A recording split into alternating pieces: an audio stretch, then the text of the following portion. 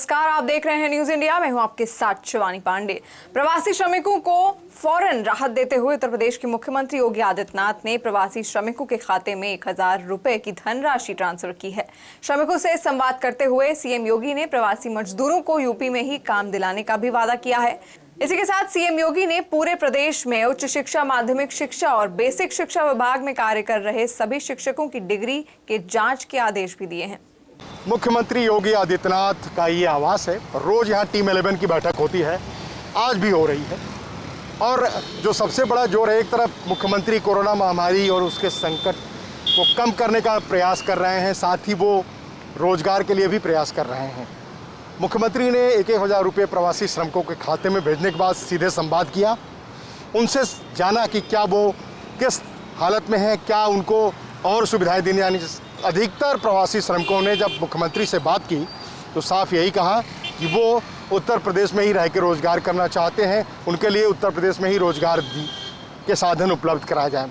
ऐसे में मुख्यमंत्री का दावा कि 30 लाख श्रमिक उत्तर प्रदेश आए, लगभग उनकी स्किल मैपिंग हो चुकी है। 12 लाख से ऊपर लोगों को एमयू करके उनको रोजगार उपलब्ध कराने का प्रयास जारी है। साथ ही मनरेगा के तहत भी अकुशल श्रमिकों को भी रोजगार दिए जाने की बात कही गई है।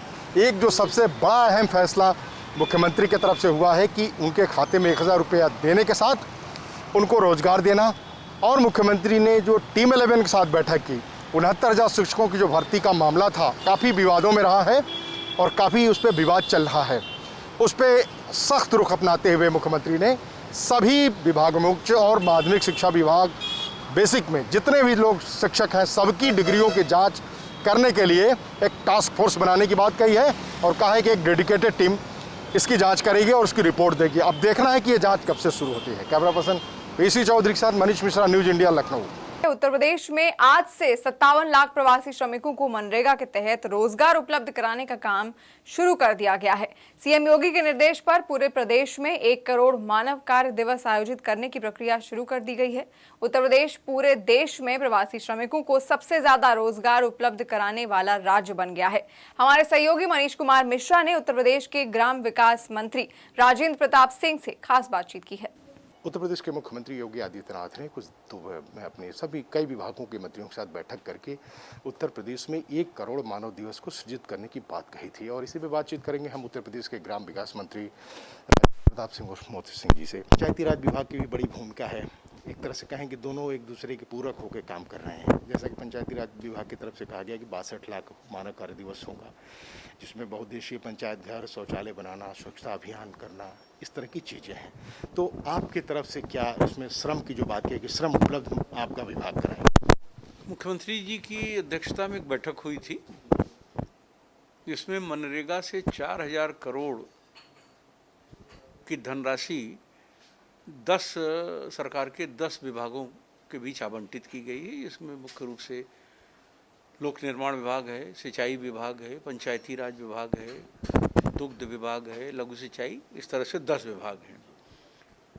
उन 10 विभागों को जो हमें लक्ष्य 1 करोड़ मानव दिवस सृजित करने का मिला है, प्रवासी श्रमिकों को जोड़ते हुए रोजगार देने के लिए, जिसमें मुझे खुशी है बताने में आपको कि आज की जो फिगर सवेरे ओपन हुई है वो है 57,12,975 की है, जो केवल मनरेगा की है और ग्राम्य विकास विभाग की है।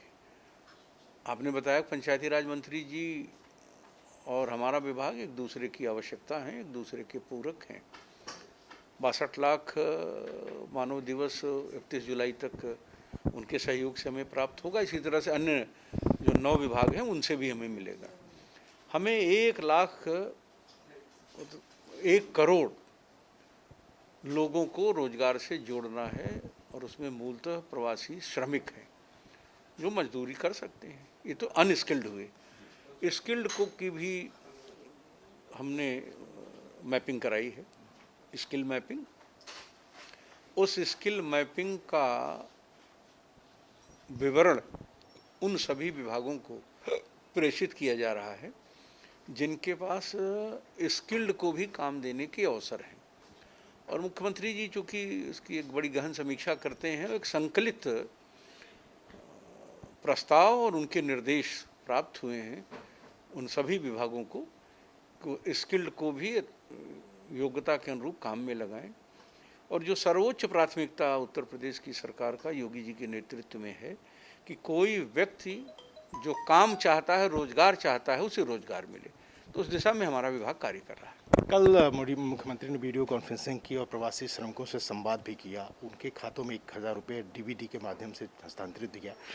अधिकतर श्रमिकों ने ये इच्छा जाहिर की वो अब दूसरे जगह जहाँ से वो चल के आए हैं वो नहीं जाना चाहते, उत्तर प्रदेश में ही रोजगार करना चाहते हैं। तो कहीं ना कहीं जो 1 करोड़ की बात कही गई है मनरेगा के जरिए कुशल श्रमिक और जो स्किल्ड लोग हैं उनको, तो मानते हैं आपकी जो उनकी इच्छा है उसकी पूर्ति हो जाएगी? अब आप खुद कह रहे हैं कि जो प्रवासी लौटे हैं, जिस रोजगार के कारण उन्हें बाहर जाना पड़ता था, वो सारे अवसर उन्हें उत्तर प्रदेश में दिख रहे हैं। तो आदमी अपने घर को छोड़ के बाहर क्यों जाएगा, परदेसी क्यों बनेगा?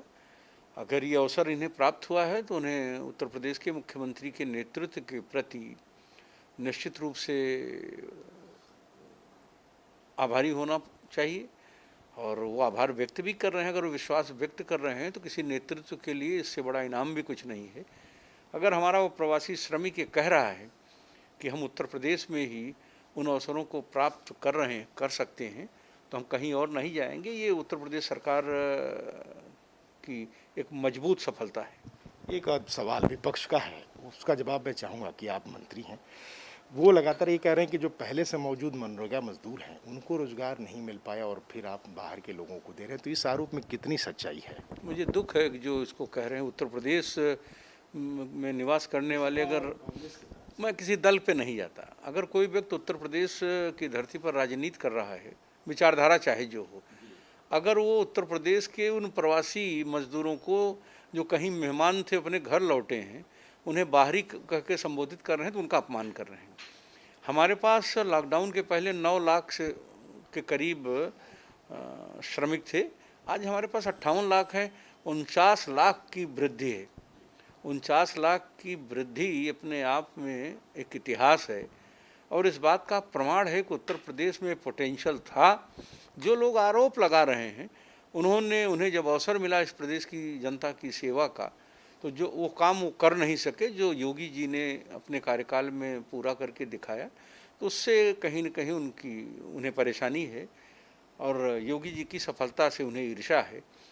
तो अभी तो 57 लाख भी इतने परेशान है, अभी तो हम 1 करोड़ इसको करेंगे। तो 1 करोड़ जब जिस दिन हो जाएगा उस दिन उनकी टिप्पणी ले लीजिए। अब आपका क्या कहना है?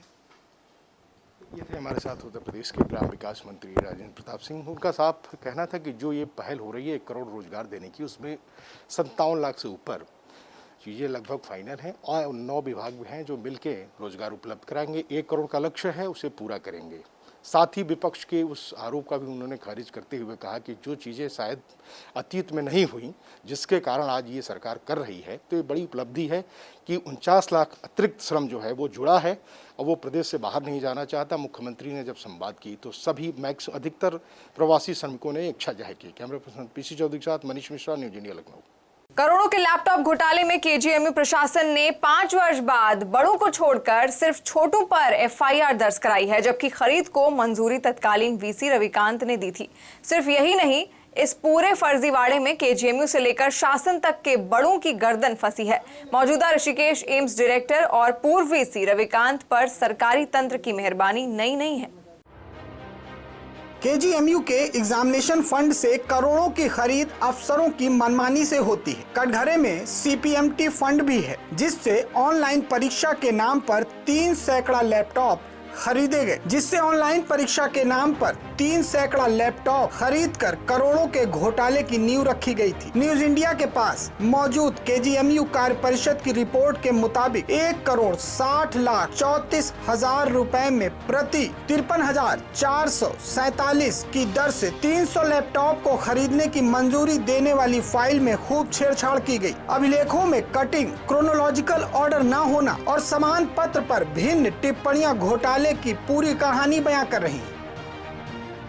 केजीएमयू ने कार्य परिषद के फैसले के मुताबिक 5 वर्ष बाद लैपटॉप घोटाले की एफआईआर तो दर्ज कराई, लेकिन बड़े आरोपियों का नाम तहरीर से गायब कर दिया। केजीएमयू में करोड़ों के लैपटॉप घोटाले की खरीद के पीछे की स्क्रिप्ट कमीशन खोरी के वास्ते ही लिखी गई थी। आईटी सेल ने केजीएमयू में घोटाले की रेवड़ियां जमकर बांटी हैं। अगर यही पैसा इलाज के वास्ते केजीएमयू आने वाले हजारों मरीजों पर खर्च किया जाता तो शायद गरीबों को बेहतर इलाज और जांचें नसीब होती। लेकिन केजीएमयू में आईटी सेल की तरह रिसर्च सेल जैसी न जाने कितनी इकाइयां बनाई गई हैं, जिन्होंने केजीएमयू को हाईटेक कराने के नाम पर करोड़ों के धन की बंदरबांट करने के लिए बजट का खूब डायवर्जन किया है। लैपटॉप खरीद घोटाले के लिए तत्कालीन आईटी सेल के सचिव डॉक्टर आशीष वाघलू को जिम्मेदार बताकर नामजद कराया गया, जबकि डॉक्टर वाघलू का साफ कहना है, अगर मैं दोषी हूं तो परीक्षा नियंत्रक से लेकर पूर्व वीसी रविकांत और तत्कालीन रजिस्ट्रार और शासन के वो अफसर भी दोषी हैं, जिन्होंने लैपटॉप खरीद को मंजूरी दी थी। हालांकि खरीद को अनुमोदन देने वाले पूर्व वीसी को केजीएमयू ने सीधे नामजद नहीं कराया। घोटाले में गर्दन फंसने पर ऋषिकेश एम्स के डायरेक्टर और केजीएमयू के पूर्व वीसी रविकांत ने साफ कहा, पूर्व खरीद शासन की ओर से तय किए गए नियमों के अनुसार कराई गई है। मेरा कार्यकाल खत्म होने के बाद केजीएमयू में यही लैपटॉप 2.5 साल तक क्यों खाली पड़ी रहे। पूर्व वीसी के आरोपों पर केजीएमयू प्रशासन कुछ भी कहने से सिर्फ इसलिए हिचक रहा है क्योंकि मौजूदा वीसी एमएलबी भट्ट भी भ्रष्टाचार में खूब नाम कमा रहे हैं। केजीएमयू के मुखिया का घोटाले से सुर्खियां कमाना नया नहीं है। इससे पहले करोड़ों के टेंडर घोटाले की शिकायत खुद यहाँ की शिक्षक एसोसिएशन ने की थी, जिसकी जाँच राजभवन से लेकर शासन तक दफन है। इन घोटालों में भी केजीएमयू के वीसी से लेकर बड़े अफसरों की गर्दन फंसी हुई है। केजीएमयू के पूर्व वीसी और ऋषिकेश एम्स के मौजूदा डायरेक्टर रविकांत के ऊपर तकरीबन 100 करोड़ के घोटालों के गंभीर आरोप हैं, जिसकी जांच कछुए की गति से यूपी में आगे बढ़ रही है। सिर्फ यही नहीं, केजीएमयू के मौजूदा वीसी प्रोफेसर एमएलबी भट्ट भी घोटालों में खूब नाम कमा रहे हैं, जिनकी जांच रिपोर्ट लखनऊ कमिश्नर जल्द ही शासन को भेजने वाले हैं। लब्बो-लुआब सिर्फ इतना है कि केजीएमयू में घोटाला चाहे जितना भी बड़ा हो, इसकी जांच और बड़े भ्रष्टाचारियों पर शिकंजा ना सरकार कसना चाहती है और ना ही शासन में बैठे बड़े अफसर। आरोप सिर्फ छोटे प्रोफेसरों पर लगाकर पूरी कवायद फाइलों में दफन करा दी जाती है। कैमरामैन गौरव के साथ Manish Srivastava, News India, Lucknow.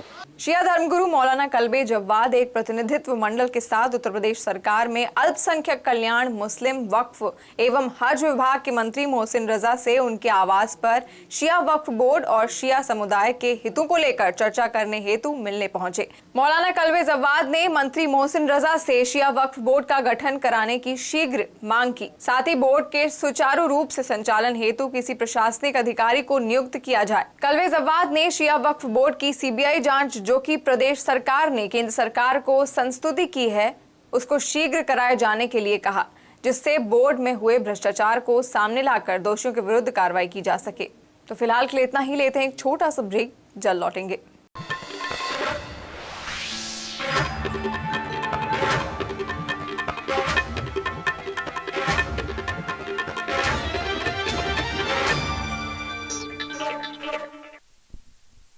Break के बाद एक बार फिर से आपका स्वागत है। उत्तर प्रदेश में दागी अफसरों का सिक्का शुरू से चलता है।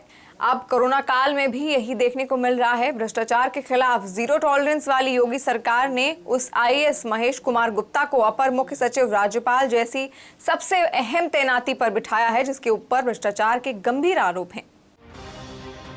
उत्तर प्रदेश में मुख्यमंत्री योगी आदित्यनाथ की सरकार भ्रष्टाचार के खिलाफ जीरो टॉलरेंस की नीति पर विश्वास रखती है, तभी प्रदेश में सैकड़ों भ्रष्ट अफसरों और कर्मचारियों के खिलाफ न सिर्फ कार्रवाई का डंडा चला बल्कि सेवा से भी बर्खास्त किया गया। यूपी में तमाम दागी छवि के अफसर अभी भी साइड पोस्टिंग पर ही हैं। इस बीच योगी सरकार ने भ्रष्टाचार के संगीन आरोपों से घिरे एक ऐसे IAS महेश कुमार गुप्ता को सीधे अपर मुख्य सचिव राज्यपाल के पद पर तैनात कर दिया है, जिससे राजभवन की साख पर सवाल उठने तय हैं। उत्तर प्रदेश के मुख्यमंत्री योगी आदित्यनाथ न सिर्फ कोरोना से मजबूती से लड़ रहे हैं बल्कि भ्रष्टाचार के बड़े मामलों की जांच भी CBI से कराने की सिफारिश लगातार कर रहे हैं। इसके बावजूद नौकरशाही से एक ऐसे दागी IAS का चयन राज्यपाल की प्रधान कुर्सी के लिए होता है जिसका दामन पहले से भ्रष्टाचार से दागदार है। यकीन मानिए अब यही दाग राजभवन की साख पर बट्टा लगाने के लिए भी तैयार हैं।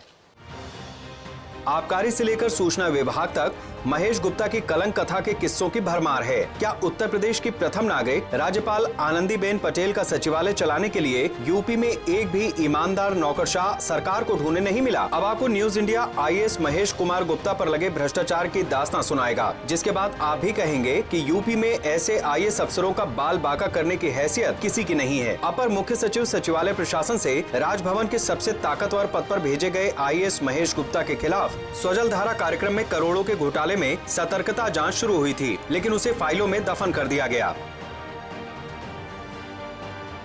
सूचना भर्ती घोटाले के सबसे प्रमुख आरोपी तत्कालीन निदेशक सूचना महेश गुप्ता थे। CBI जांच भी शुरू हुई। IAS महेश गुप्ता को चार्जशीट भी किया गया। यूपी सरकार ने अभियोजन मंजूरी ही CBI को नहीं दी। इस बीच हाईकोर्ट से चार्जशीट के खिलाफ इस IAS को राहत मिल गई। फिर CBI भी सूचना भर्ती घोटाले में चुप्पी साध कर बैठ गई। बसपा राज में आबकारी आयुक्त रहते महेश गुप्ता ने शराब माफिया पॉन्टी चड्ढा के हाथों शराब नीति ही मानो गिरवी रख दी थी। करीब 1000 करोड़ के होलोग्राम घोटाले की जाँच भी शुरू हुई, लेकिन उस जाँच को भी गायब करा दिया गया।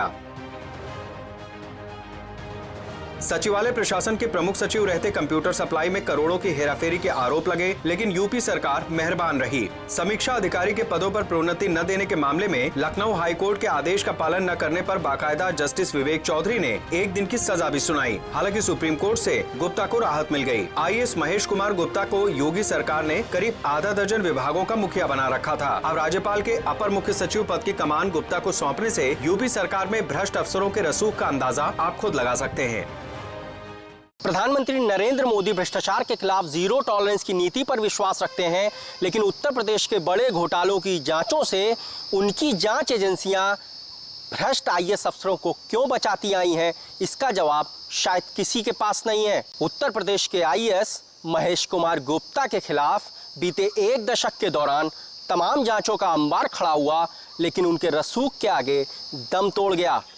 एक दिन पहले ही योगी सरकार ने सपा संरक्षक मुलायम सिंह यादव की पुत्र वधू अपर्णा यादव को वाई श्रेणी की सुरक्षा प्रदान की है और कल ही अपर मुख्य सचिव राज्यपाल के पद पर महेश कुमार गुप्ता को भेजा गया है।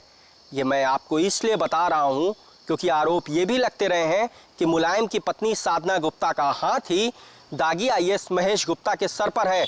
अगर इन आरोपों में तनिक भी सच्चाई है तो उत्तर प्रदेश में IAS महेश कुमार गुप्ता जैसे दागी अफसरों के दिन वाकई अच्छे आने वाले हैं। कैमरामैन गौरव वर्मा के साथ Manish Srivastava, News India, Lucknow. Lockdown के बाद एक बार फिर से अपराधियों के हौसले बुलंद हैं। उत्तर प्रदेश में लगातार आपराधिक वारदातें बढ़ती हैं। हालांकि लॉकडाउन के पीरियड में अपराध का जो ग्राफ 0 था, एक बार फिर से वो ग्राफ बढ़ रहा है और ये पुलिस के लिए सबसे ज्यादा परेशानी का सबब बनने वाला है। प्रदेश में अब तक हुई दर्जनों हत्याओं की वारदात इस बात को बताने के लिए काफी है कि लॉकडाउन के बाद एक बार फिर से अपराधी बेअंदाज हैं और तमाम आपराधिक घटनाओं को अंजाम दे रहे हैं।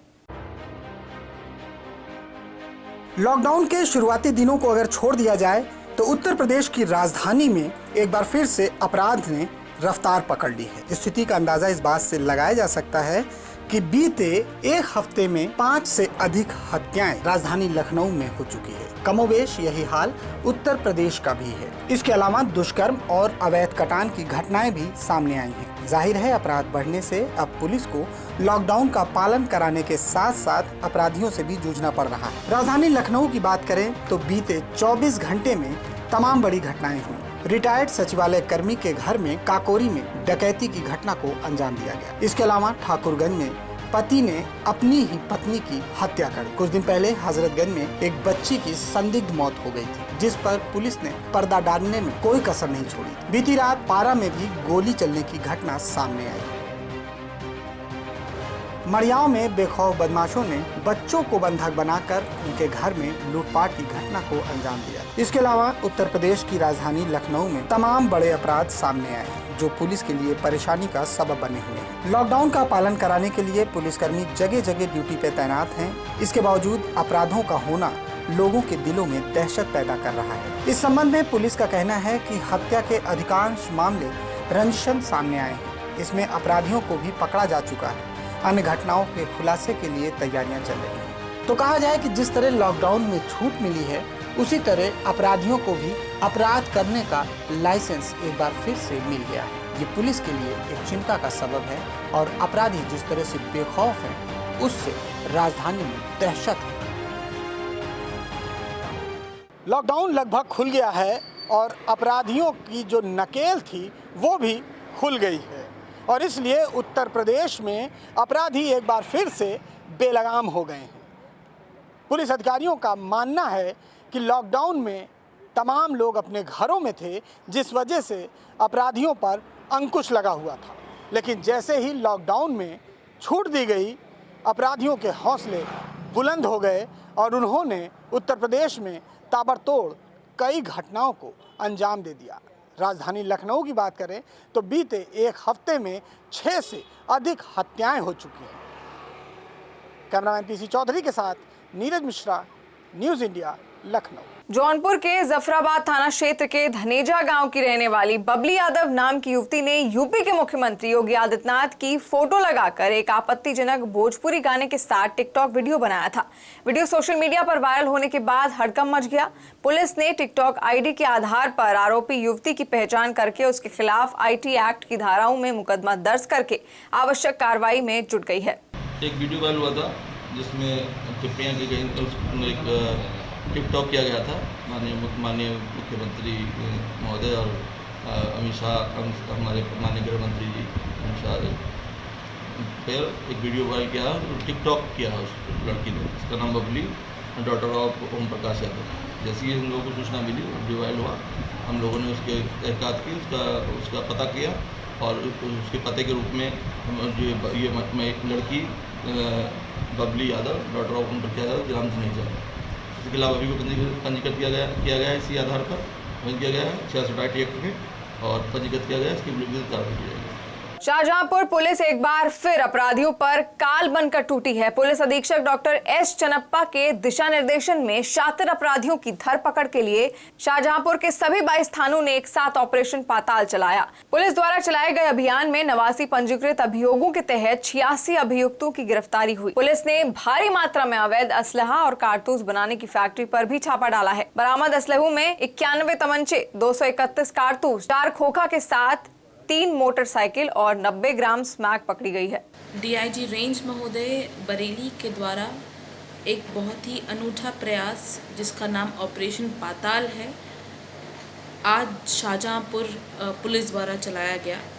इस ऑपरेशन के दौरान ऐसे लोगों को चिन्हित किया गया जो नाजायज़ असले का जब तक प्रयोग करते हुए कानून व्यवस्था को चुनौती देते हैं या संगीन जुर्म कारित करते हैं।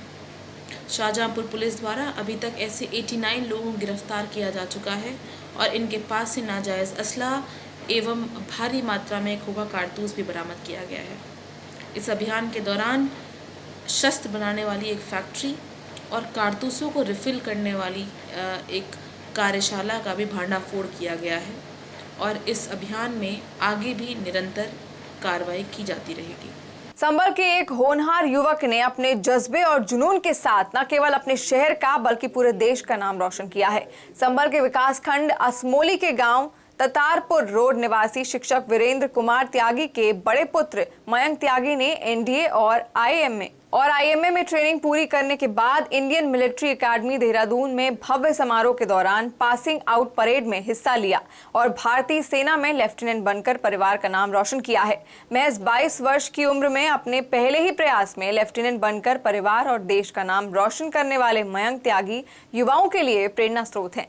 मयंक त्यागी की इस कामयाबी से पूरे परिवार में जश्न का माहौल है और नाते रिश्तेदार घर जाकर बधाइयां दे रहे हैं। इस खुशी को मैं शब्दों में बयान नहीं कर सकती। उसने मेरे सपनों को पूरा किया है और घर परिवार का और गांव का और डिस्ट्रिक्ट का नाम रोशन किया है। देश प्रेम की भावना तो हमारे मन में पहले से ही थी, क्योंकि मेरे हस्बैंड इंडियन नेवी में सर्विस करते थे, तो डिफेंस वालों का तो देश प्रेम की भावना मन में होती है। इसलिए बेटे को भी चाहते थे कि डिफेंस में ऑफिसर बने। बहुत खुशी का माहौल है। सब परिवार वाले, रिश्तेदार, क्षेत्रवासी सब बधाई दे रहे हैं। बहुत ही खुशी का माहौल है। जैसे ही पता चला कि उसको आर्मी में कमीशन रैंक मिला है, ऑफिसर बना है, लेफ्टिनेंट बना है, तो सभी के बहुत बधाई संदेश आ रहे हैं। बहुत खुशी का माहौल है। तो फिलहाल के लिए इतना ही, लेते हैं एक छोटा सा ब्रेक, जल्द लौटेंगे।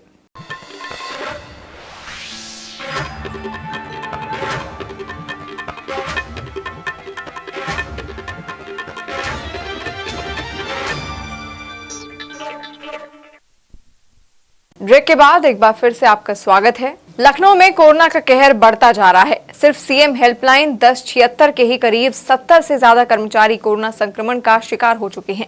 लखनऊ में कोरोना संक्रमितों का आंकड़ा 600 के पार पहुंच चुका है। पूरे उत्तर प्रदेश में भी कोरोना संक्रमण के साथ मौतों में भी तेजी आई है। एम्स के डायरेक्टर डॉक्टर गुलेरिया ने साफ तौर पर कहा था कि जून और जुलाई में कोरोना अपने पीक पर पहुंचेगा। कुछ ऐसा ही नज़ारा उत्तर प्रदेश में देखने को मिल रहा है, जहां कोरोना मरीजों का आंकड़ा 13,600 से भी पार जा चुका है। तकरीबन 400 लोग कोरोना के कारण दम तोड़ चुके हैं, लेकिन इसके बावजूद कोरोना के मरीजों की संख्या में कमी नहीं आ रही है।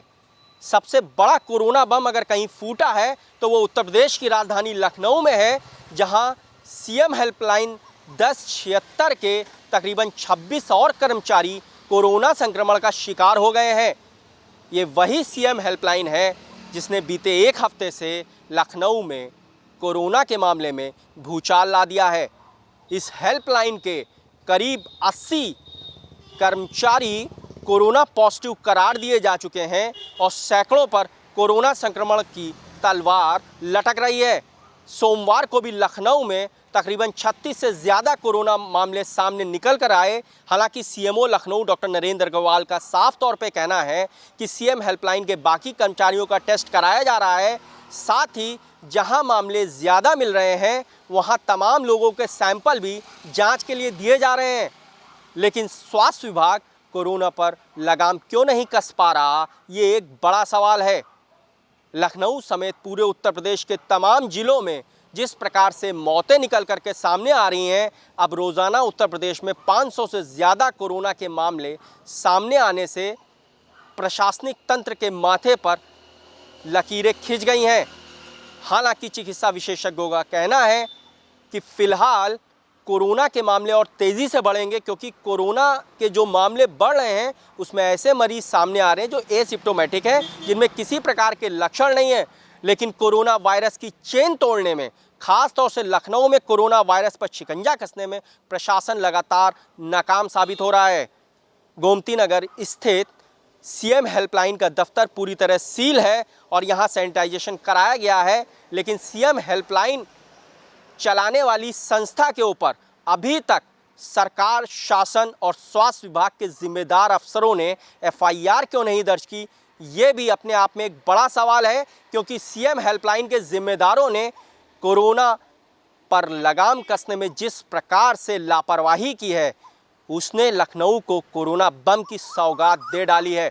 कैमरामैन गौरव के साथ Manish Srivastava, News India, Lucknow. Corona काल में जहां प्रधानमंत्री से लेकर मुख्यमंत्री तक गरीबों की मदद की अपील कर रहे हैं, वहीं दूसरी तरफ लखनऊ विश्वविद्यालय प्रशासन अपने छात्रों के साथ सौतेला व्यवहार कर रहा है और तभी छात्रावासों के किराए और फीस माफी को लेकर छात्रों ने डिप्टी सीएम दिनेश शर्मा और कुलपति के आवास के सामने आज जोरदार प्रदर्शन किया। देश में कोरोना वायरस और लॉकडाउन ने आम आदमी की कमर तोड़ दी है, लेकिन इससे सबसे ज़्यादा प्रभावित छात्रों की शिक्षा हुई है, क्योंकि ना स्कूल खुल रहे हैं और ना ही विश्वविद्यालय। साथ ही फीस को लेकर के भी तमाम अभिभावकों के पास स्कूल प्रशासन लगातार मैसेज भेजकर दबाव बना रहे हैं। यही हाल विश्वविद्यालयों का भी है, जिसके खिलाफ लखनऊ में छात्रों ने deputy CM doctor Dinesh Sharma के आवास के सामने बड़ा प्रदर्शन किया।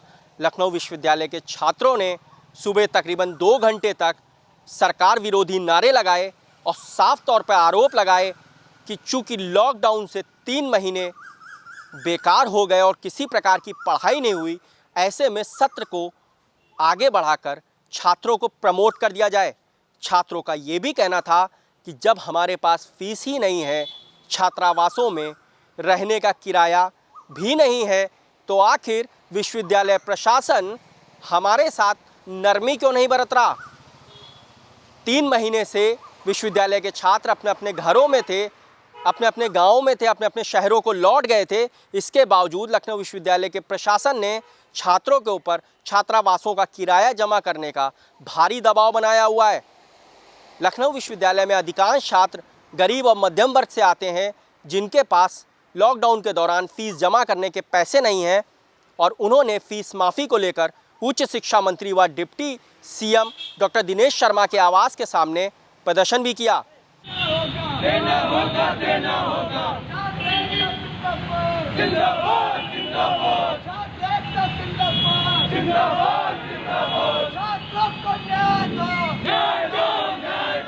छात्रों का साफ तौर पे कहना है कि सरकार हमारे साथ रियायत क्यों नहीं बरत रही, जब बाकी स्कूल प्रबंधनों को लेकर के सरकार के तमाम सरकारी अधिकारियों ने आदेश जारी किए हैं, तो आखिर लखनऊ विश्वविद्यालय प्रशासन को उस उच्च शिक्षा विभाग की तरफ से निर्देश जारी क्यों नहीं किए जा रहे हैं।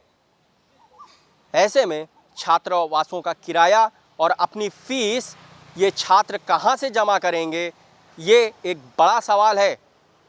तमाम छात्रों ने साफ तौर पे आरोप लगाए कि सरकार हमारी सुनने को कतई तैयार नहीं है। मौके पर पहुंची पुलिस के भी हाथ पांव फूल गए कि आखिर डिप्टी सीएम के सामने सुरक्षा में इतनी बड़ी चूक कैसे हुई। हालांकि लखनऊ विश्वविद्यालय प्रशासन ने छात्रों को समझाया है कि कोई ना कोई बीच का रास्ता भी जल्द ही निकाला जाएगा। कैमरामैन गौरव के साथ मनीष श्रीवास्तव, न्यूज़ इंडिया, लखनऊ। उत्तर प्रदेश के हरदोई जनपद में कोरोना वायरस का कहर लगातार बढ़ता जा रहा है। आज जिले में 10 नए कोरोना मरीज मिले, जिसमें से 6 बच्चे शामिल हैं। हरदोई सीएमओ ने बताया कि जनपद में कुल 160 मरीज हो चुके हैं, जिनमें से 61 मरीज स्वस्थ हुए हैं, जबकि 97 मरीज एक्टिव हैं। 2 लोगों की मौत भी हो चुकी है। कोरोना के लगातार बढ़ते मामलों से प्रशासन की नींद उड़ गई है। बागपत जनपद में कोरोना का संकट बढ़ता जा रहा है। शनिवार को आई रिपोर्ट में भले ही एक कोरोना संक्रमित मिला हो, लेकिन जनपद में कोरोना संक्रमण मरीजों की संख्या 143 पहुंच गई है। 750 लोगों को शनिवार और 200 लोगों को रविवार को घर पर ही क्वारंटीन किया गया है। बड़ौद के चौधरी केहर सिंह कॉलेज में बनाए गए एकांतवास पर भी अब तक 65 लोगों को भर्ती कराया गया है। जिलाधिकारी के निर्देश के बाद हॉटस्पॉट स्थानों पर चौकीदार लगा दिए गए हैं और गलियों को सील कर दिया गया है। सीएचसी अधीक्षक विजय कुमार का कहना है कि बड़ौद कस्बे में 16 टीमें काम कर रही हैं। यहाँ से 16 सैंपल लिए गए। यहाँ पहले एक पॉजिटिव आया था और वो खेगड़ा एडमिट करा दिया गया है क्वारंटीन के लिए, और उसका ट्रीटमेंट भी वहीं से चल रहा है। यहाँ से हमने 16 सैंपल अभी लिए हैं इस मार्केट से। यहाँ से हमने 16 सैंपल कलेक्ट किए हैं, वो टेस्टिंग के लिए जाएंगे। उनकी 2 या 3 दिन में रिपोर्ट आएगी, तब आगे की कार्रवाई जो भी होगी जब की जाएगी। संभल में क्वारंटीन सेंटर की बदहाली की ऐसी तस्वीरें सामने आई है जिसे देखकर किसी की भी तबीयत बिगड़ जाए। तहसील चंदौसी में राधा गोविंद क्वारंटीन सेंटर की बदहाली की तस्वीरें वायरल हुई हैं। भयंकर गंदगी, टूटे बेड, बंद बिजली, उस पर बिना दूध की चाय और खराब खाना देने की शिकायत लोगों ने की है। वायरल वीडियो में साफ दिख रहा है कि टॉयलेट तक बेहद गंदे हैं, साफ सफाई की कोई व्यवस्था नहीं है। इस संबंध में डीएम अविनाश कृष्ण सिंह ने बताया कि एसडीएम और डॉक्टरों को जाँच के लिए भेजा गया है। सुबह को चाय आती है, बिना दूध की काली चाय आती है सुबह को 8-9 बजे। उसके बाद में दोपहर को बहुत ख़राब और फोर्थ क्लास का खाना आता है, जिसको कोई भी खाना खाने के लिए तैयार नहीं है। और उसको देख के ही मतलब मन नहीं करता। इसमें हमारे एक मेंबर की खाना खाने से तबीयत भी ख़राब हो चुकी है और इमरजेंसी में उनको दवाई दी गई रात। मथुरा के चौमुहा सामुदायिक स्वास्थ्य केंद्र चौमुहा पर दर्जनों आशा कार्यकर्ताओं ने अपनी मांगों को लेकर विरोध प्रदर्शन किया। आशा कार्यकर्ताओं का कहना था कि वो कोरोना संक्रमण के दौरान ग्रामीण क्षेत्रों में अपनी जान की परवाह किए बगैर ड्यूटी कर रही हैं, लेकिन जब वो अस्पताल में किसी प्रसूता को प्रसव के लिए लेकर आती हैं तो उनके साथ अस्पताल कर्मी ठीक व्यवहार नहीं करते। वो उन्हें अस्पताल के अंदर तक नहीं घुसने देते, बगैर सुविधा शुल्क दिए उन्हें समय पर मानदेय भी नहीं मिलता है। वहीं सामुदायिक स्वास्थ्य केंद्र के चिकित्सा अधीक्षक डॉक्टर मुनेंद्र सिंह ने जब इस संबंध में बात की तो उन्होंने बताया कि एक एएनएम द्वारा इनके किए गए कार्यों की रिपोर्ट समय पर नहीं दी गई है। एएनएम द्वारा बरती गई लापरवाही को ध्यान में रखते हुए उसके निलंबन की संस्तुति की गई है। आशा कार्यकर्ताओं के कार्यों की जाँच कराकर जल्द ही इनकी समस्या का समाधान किया जाएगा। मैं तरौली की आशा हूँ, तरौली में कार्य करती हूँ मैं, और यहाँ में स्वास्थ्य केंद्र पे मैं अस्पताल पे आशा के रूप में कार्य करती हूँ। यहाँ से मेरा पेमेंट नहीं डलता है। अब ये 3 महीना से मेरे कोरोना में जो हम रात दिन घर पर जा कर के सर्वे कर रहे हैं, देखभाल कर रहे हैं, मरीजों की भी देखभाल कर रहे हैं, पोस्टर भी चिपका रहे हैं, उनकी जानकारी भी दे रहे हैं, लेकिन ये यहाँ से पैसे नहीं डालते हैं। कहते हैं कि बहन जी से बात करो। बहन जी ने मेडिकल ले रखा है तो बहन जी मेडिकल की वजह से यहाँ पे आ नहीं रही है। बहन जी का क्या नाम है, कौन है? बहन जी हमारी ब्रजलता शर्मा। प्रदर्शन में ही ये अपनी समस्या लेकर के आई थी। पहले ये लोग वाउचर जमा नहीं कराते थे। पूर्व में जो यहाँ आसान का काम देखते थे उनके द्वारा बिना वाउचर में यही भुगतान करा दिया जाता था। अब इनसे वाउचर से मैं तरीके से जिस तरीके से भुगतान होना चाहिए वो मांगा जा रहा है, तो इनके द्वारा जमा नहीं कराया गया है और 25 से 30 के बीच में ही पोर्टल पर इनके कार्य को देखते हुए पैसा बुक कराया जाता है, जिससे इनका भुगतान किया जा सके। इनके क्षेत्र में बीपीएम द्वारा को कह दिया है कि क्षेत्र का सुपरविजन करके इनके कार्य की समीक्षा करें, उसके बाद वाउचर भरा करके जमा करा दें। जमा कराने के बाद इनका भुगतान करा दिया जाएगा। अनलॉक 1 में भी प्रवासी मजदूरों का पलायन लगातार जारी है। मथुरा में पत्नी और बच्चों के साथ एक मजदूर ई रिक्शा में सामान रखकर एक्सप्रेसवे के रास्ते नोएडा से बलिया जाने के लिए निकला, लेकिन रास्ते में ई रिक्शा की बैटरी खत्म हो गई। भीषण गर्मी से परेशान परिवार को जब कोई राह नहीं दिखी तब पुलिस उनके लिए भगवान बनकर मदद करने आई। डायल 112 पुलिस ने मजदूर परिवार के ई रिक्शा को अपनी गाड़ी से बांधकर एक होटल तक पहुंचाया, जहां मजदूर ने अपनी ई रिक्शा की बैटरी को चार्ज करवाया और सकुशल अपने गंतव्य को रवाना हो गया। पुलिस की इस कार्यशैली की हर कोई सराहना कर रहा है। देखिए, ये एक्सप्रेसवे पर हमारी जो पीआरवीज होती हैं वो लगातार भ्रमण करती रहती हैं। उसी के क्रम में पहले भी बहुत से ऐसे लोगों की मदद की गई है। आज एक दंपत्ति जो है वो ई रिक्शा से वहाँ से जा रहे थे। ये जानकारी प्राप्त हुई कि उनका ई रिक्शा ख़राब हो गया, उसकी बैटरी जो है ख़त्म हो गई है। तभी पीआरवी द्वारा वहाँ पर पहुंचकर उनको न केवल खाना खिलाया गया बल्कि उनकी बैटरी भी रिचार्ज कराई गई है और उनको बाकी भी अगर कोई समस्या है तो उसका भी हल करवाया जा रहा है। लगातार पुलिस द्वारा मथुरा में ऐसी जो है लोगों को, ज़रूरतमंद लोगों को मदद की जा रही है। आगे आने वाले दिनों में भी ये प्रक्रिया जारी रहेगी।